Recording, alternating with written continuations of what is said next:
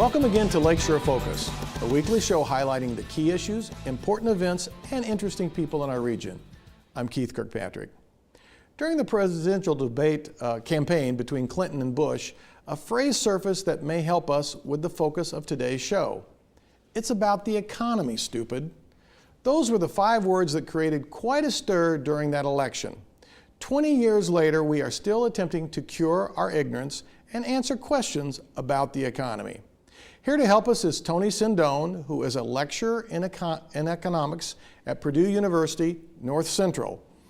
Glad to have you here, and if I can get my words straight, I'll do better. That's great, Keith. Thank you for having me. By the way, I do appreciate that this show is sandwiched between classical stretching and healthy hormones. Well, you know, there's probably a reason for it, because they got 2 guys on with short gray beards. That's what I'm thinking. That's exactly what I'm thinking. Although I've been looking for the Celtic women, I haven't seen them, but that's okay. We'll get there. Well, they show up a little bit later after the show. It could be the reward for being here. You've been looking at the promo stuff, right? I guess I have. Well, I'm glad you watched the station. That's a good thing. Well, of course. Why not? You know, the first question, so I'm going through the intro here with, and the viewers are probably going, economics, I'm trying to think, are they starting to go to sleep already? Right, yeah, you know, right, yeah. Why would anybody want to teach economics? Well, it's a great question. In fact, at first I didn't really desire to teach economics. I started going to college for engineering, of all things, and ironically, I got tired of the math. And then I ended up going to graduate school in economics, long twisted road to get to my vocation. And I actually had to study more math there than I ever did as an engineering student. So have you always been an economics professor? No, not at all. I was an avionics technician actually when I was a kid in my 20s. I was in the Air Force, and I learned aircraft electronics, radar, navigation systems, that sort of thing. And I had a real desire to understand technology and engineering. But I got a job at Lockheed. When I got out of the service, I went to college under the GI Bill, and I knew in order to progress in my field at the time at Lockheed in aerospace defense, I would need a degree. And so I pursued a degree in business, and I started taking some courses in economics as was required in business. And I said, boy, the light bulb turned on. I said, that's what I really am interested in, because economics is really about, quite frankly, life and death issues. It's about family. So as you got your degree then, I mean, did you start just teaching almost immediately after that? I mean, did you kind of move into that teaching track? After I got my master's degree, yes. Okay. I started teaching as a graduate teacher. We call them TAs, teaching assistants, but I actually had my own classes. Okay. The very first time I taught a class in economics was back in 1987, shortly after I received my master's degree. Okay. And how long have you been at Purdue University? I'm finishing up my 6th year there. Okay, and where were you before that? Because I don't even know that about you. I was at IU South Bend, and before that I taught at the University of Notre Dame for about 15 years. Okay, so we've kept you here in northern Indiana pretty Absolutely. much for all these years. Yes. So this is your home base. This is my home now. So, you know, I hear people, and probably as people are watching, they go, this guy's pretty interesting, because you have kind of a cool personality. Thank you for that, Keith. and I hear students say that they love going to your classes. So what makes you a good teacher? I think any good teacher, and out there people who are teachers will tell you this, it's being able to engage the students, get them involved, get them interested in the subject matter at hand, get them to interact with you. Try to relate the material to their own personal lives. I think I do that, for the most part. I try to do that anyway. I remember when I was in grad school and took statistics, and I was like, oh my gosh, take statistics, and the research piece, and I had a faculty, I remember when he walked in every day, he would say, this is the most exciting course you're taking, and I mean, he made it so fun. Mm-hmm. It was sometimes hard to make it relevant, but he definitely made it fun. You make it fun. I taught statistics when I was at IUSB, and actually I subtitled my syllabus, not only statistics, whatever the course number was, I actually put in quotes, fun with numbers. And so you have to have fun with it. You really do. And, and you have to make it exciting. And the students will stay awake for the most part. So, and that's our goal. Well, maybe watching you, some of the people go, I need to take a class from this guy. Well, there you go. Come on by. So the economy. Let's talk a little bit about the economy. That's kind of our topic du jour. So, just right off, your assessment, is our economy in horrible shape, in great shape, and what's your assessment of it? Well, in American general, economy. well, the thing is, when you talk about the economy, there really is no such thing as the economy. You could talk about it in a particular context. You could talk about it nationally. You could talk about the national unemployment rate. You could talk about growth in GDP, gross domestic product, growth in incomes, those sorts of things. At the, I like to call the 30,000 foot level, it doesn't really affect people in their homes. You could break down the economy to the family level. Every single family out there has its own economic system. Is their income coming in? Where's that source of that income coming in from? Is there a possibility that mom or dad are going to lose their job? And why is that? And how soon after that may they be able to find a job? So it's probably a better phrase to use the economic condition, because that's pretty interesting, because you can kind of see what's the economic condition of your family, the economic condition of your community. Absolutely. And then just kind of move your way up. And it's really hard to talk about the economy without really talking about the global economy anyway. It's right. So interrelated, right? So interlinked. It's so interwoven. What happens in Greece affected what happened in Chicago. It's amazing. Now, you asked the question before about, how's the economy doing? Right. The thing is that the economy is not all that bad. It's a terrible answer, I realize that, but it really isn't. The growth rate is positive. It's not robust. It's somewhere around the 2% level. Unemployment is ratcheting down a little bit. Part of that, unfortunately, is because more and more people are removing themselves from the labor force, and this is where the statistics of unemployment gets really boring. Sorry about that, but it's the unemployment rate is a ratio of the people who are unemployed divided by the labor force. And in order to be considered in a labor force, you have to be either working or actively seeking work. Well, I want to come back to the whole thing with the workforce, because I know that's a big thing for you. But I want to go back to this global economy thing, because I just find it so interesting, people who do this, we're trying to protect the American economy. And I'm keep thinking, don't you understand how interrelated our economy and the world economy is? Well, why do people continue to hold on to that notion of we've got to make our economy strong, and it's too bad if everybody else can't do that with their country? Well, it's a very natural reaction. People in their families are concerned about their own well-being. What happens, in my opinion, it's a lack of education in economics. Any student of mine will tell you that first and foremost, I try to develop within them a literacy in economics. What does it mean? How is it that the French economy will affect your family's income? It's a stretch. It's very difficult to do. But understand that, as for example, if interest rates in Europe go up because of some crisis in Greece and the Mediterranean countries, that's going to make it more difficult to obtain a mortgage here in the United States, because that's going to put upward pressure on interest rates here. So it's so much about the education of our citizenry to not really realize that, they just don't realize that interrelated nature of it. Is there a way to help the average person understand that better? Well, I think a lot of it has to do with the media. I think the media is all about sound bites, quite frankly, except for this show, of course. Right. But the media is about sound bites, and they sell bad news. Think about that. And most of the time, when you are reading a newspaper, we have newspapers now. They're actually pieces of paper that you can open up and actually there's words on them. Yes. Yeah, I understand. But you look at the media and you get the headlines that are on the radio and headlines that are on television. They're all designed to sell ads. And so how do you get people to focus on that program? Look, the economy's going to be terrible. Price of oil is going to go up. Unemployment is plummeting. Those Look sorts at of gasoline things. prices. Yeah, gasoline prices. Yeah, but gasoline prices are all over the place. Yeah. But it is interesting how we'll quickly grab a hold of one of those things and just focus a whole story on it. Right. So I want to. How do we really kind of measure if it's healthy or not? When you go back to, you were saying, I think it's generally pretty good. Is that really objective? I mean, how objective can you be about measuring this stuff? Because it's so interesting. You put the data down. Mm-hmm. I can put the data in front of half a dozen you economists, right? And three are going to say, look at the data, it's horrible. And the other three are going to look at the data, it's good. Right. What are the old cliches? Put two economists in a room, you get three opinions, that sort of thing. And that's a very good question. We look at the same data and we draw different conclusions because we come at that data from different perspectives. We could say, for example, the unemployment rate has been coming down. Oh, that's a great thing. That's a wonderful thing.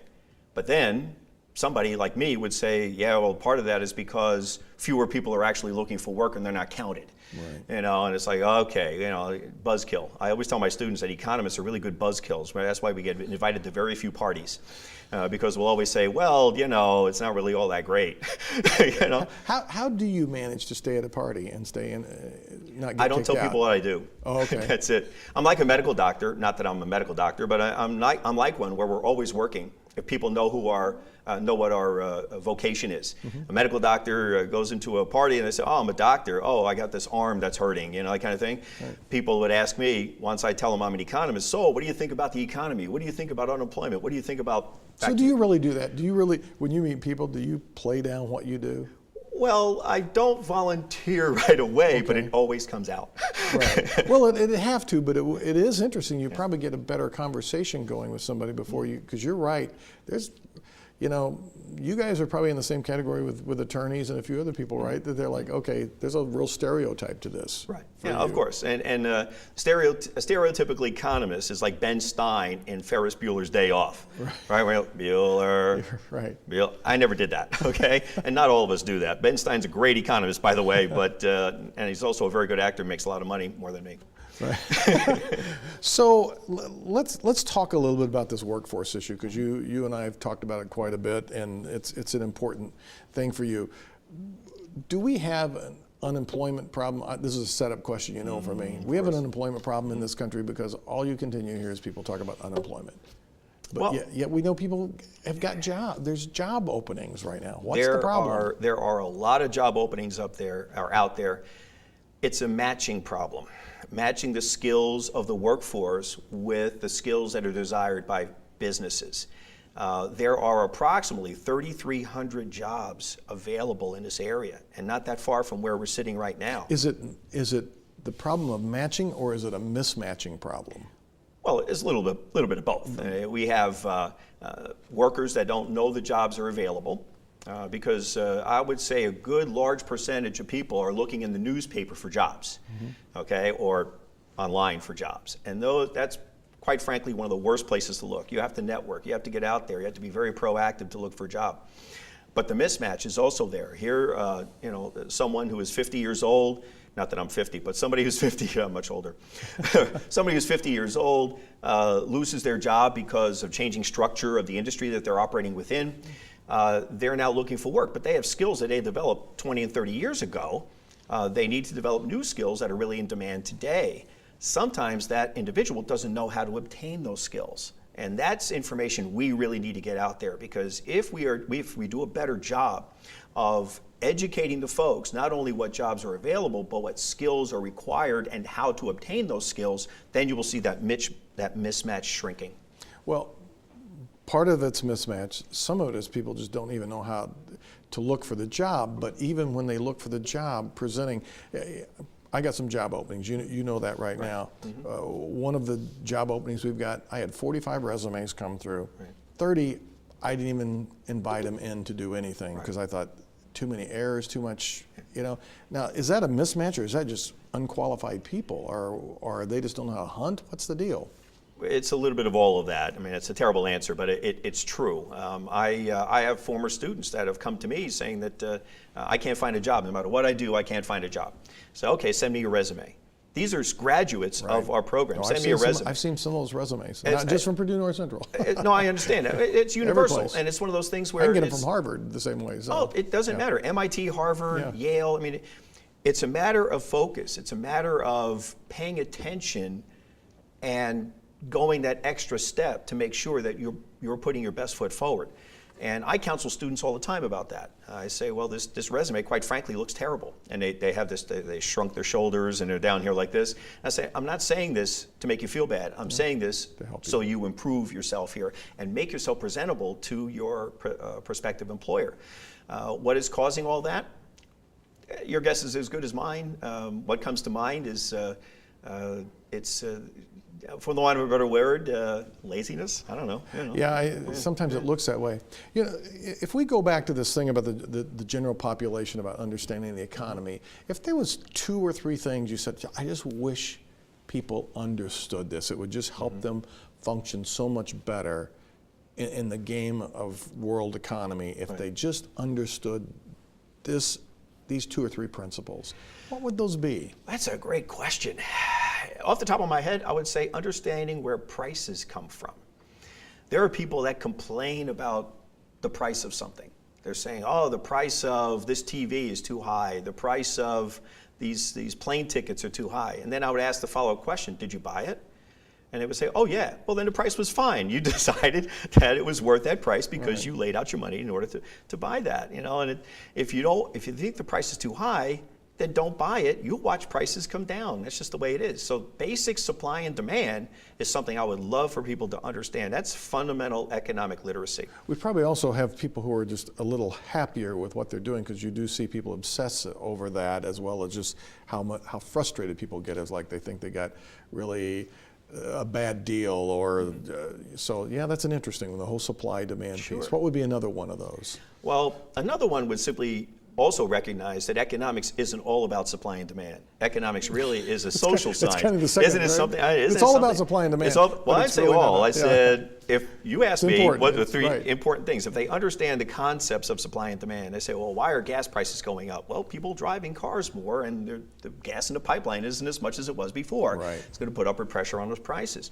But economics isn't only about supply and demand. It's not even only about money. It's about how we interact with each other. It is about how we structure our society in order to interact with each other in that particular specific way. How we make things and how we distribute those things that we make. That's what economics really is all about. And if we could teach anybody about economics, just understand that it really is a study of human behavior. Yeah, one of the ones that I would probably throw into this mix and get your reaction to it would be something about, money is the way we measure so many things, and it's so important in how we do it. Yet money poorly measures so many things, because you can see a person who's working in a job making $10 an hour and another person making $20, and the person who's doing $10 an hour has a higher level job than the person. Just the value piece of money is so confusing. How do you get past that or understand that better? It's extremely confusing for someone looking at it from the outside. You would say, oh, I would never do that job for $10 an hour. You might say, I'll never do that job for $50 an hour. Okay, the person making $10 an hour might be happy doing what they're doing. I don't know that. I'm not smart enough to know that. But how do we reconcile that? Well, you said something about a high-level job. What does that mean? How about a school teacher? How about a kindergarten teacher, right? I can't think of any occupation besides motherhood that is more valuable to a society than a kindergarten teacher. And yet we don't pay them very well. We don't value their work based on the income we're willing to give them. And yet, you ask kindergarten teachers, they will usually tell you they're not really in it for the money. And so they enjoy doing what they're doing, but they also accepted the salary that we are paying them. And so how do we determine what's value? And you're right, money is not the best measure of value. In so many science fiction pieces or post-apocalyptic kind of predictions of the future of the world, it looks like the economy has just fallen completely apart. What are some of the things that we need to do, and this is probably a huge question, to avoid us ever going that direction?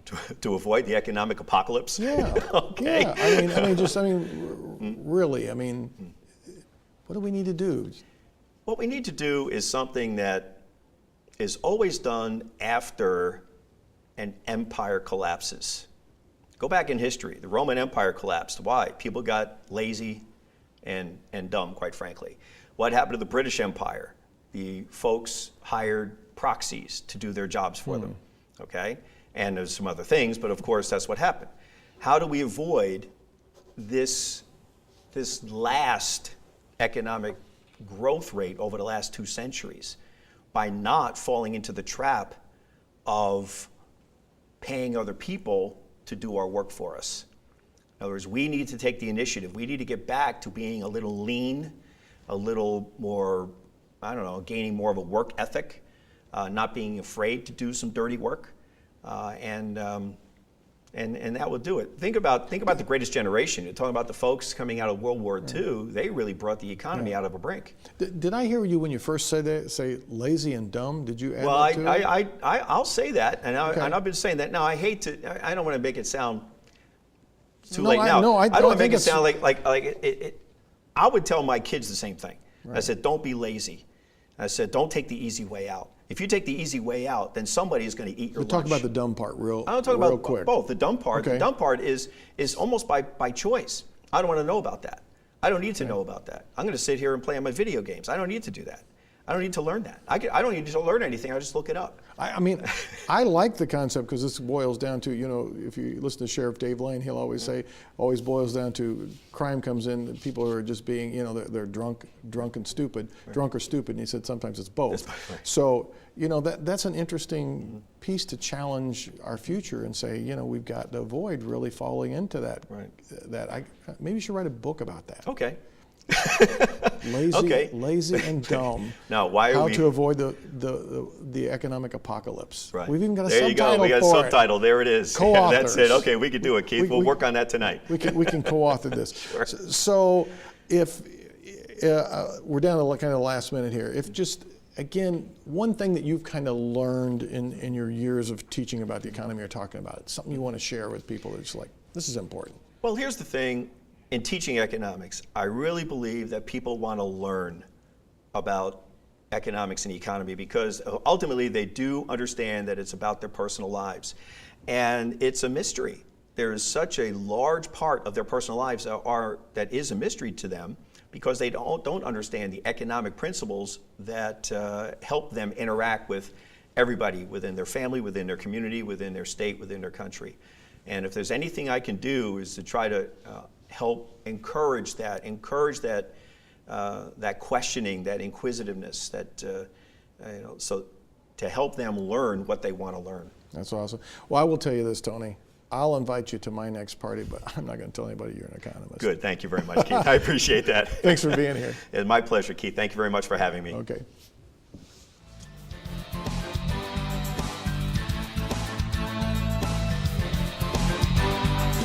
I find it so amazing how two people can experience the same thing and reach opposite conclusions. One says, "This party rocks," and the other remarks, "This is the worst event I've ever attended." A shopper looks at a price tag and sees a bargain. The second buyer thinks the price to be outrageous. A pair of viewers listen to a speech which one feels is inspiring while the other is depressed. It's that adage of the glass being half full or half empty. We need to take a look at our economy and analyze it with this principle. Regularly, I hear people talking about our horrible economy. They'll say there are no jobs, the stock market is down, no one is buying homes, and unemployment is high. They continue with comments about employees who do not get paid enough, foreign countries stealing our jobs, and the high cost of gasoline. There is some truth to those statements, but high compared to what? No jobs? Really? None? Not one single family buying homes? Economics is much more complicated than making simple, absolute statements. There is just more to think about. On the other side of these perceptions are people who say, "I know employers who are hiring, the housing market is picking up, and gas prices may force people to walk." They think the threat of jobs moving to other countries might challenge us to be more competitive, and lower compensated employees could be motivated to help grow the business. It's not all roses and sunshine, but a better way to look at it. If we think more positively and believe it is getting better, I truly believe we will head that direction. If you expect to lose the game, it's nearly impossible to win. If you think you're going to have a terrible time at the family gathering, you will most likely be miserable. My late great friend Jim Fleming, the former owner of Arrow Metals in LaPorte, Indiana, used to assess tough economic conditions by saying, "Our company policy states that we do not participate in economic downturns. When everyone else is panicked, cautious, and afraid to make a move, we look for opportunity, act boldly, and take advantage of the situation." I like that attitude. We need a few more business leaders and workers who share that view. We really appreciate you watching our show. If you missed part of it or know someone who would like to see it, you can watch from our website. Click on the television tab, scroll down to Lakeshore Focus, and select one of our past shows. Our website and email address are listed on your screen. And you know, your thoughts are always welcome. Join us next week for another Lakeshore Focus. I'm Keith Kirkpatrick saying, make a positive difference in our world today.